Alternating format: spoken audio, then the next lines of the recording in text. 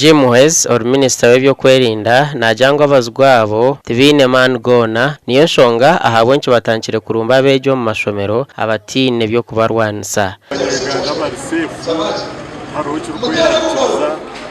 abazigu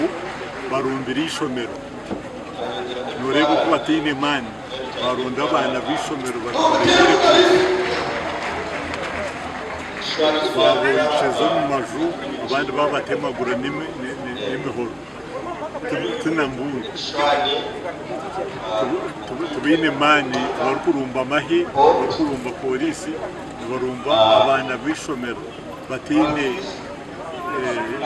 byo kubanza. Minisita nashaba abantu bona okukira munonga bari mu district ziri ha 500 n'amahanga gandi okwatanisa nabyo kwerinda okureba ngo barwanisa obwina zobu bashemereye kuba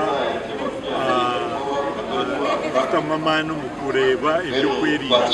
kureba abantu basya batarumanya abantu bakubuza batakwetegereza bagandira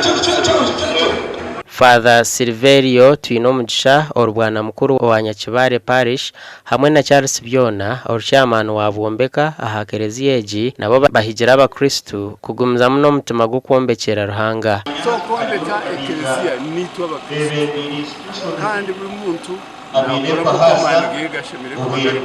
nabwo cyo cy'Rwanda dushemire kureba ngo abakristu bagira amani gasha kwa Dan Basibiye.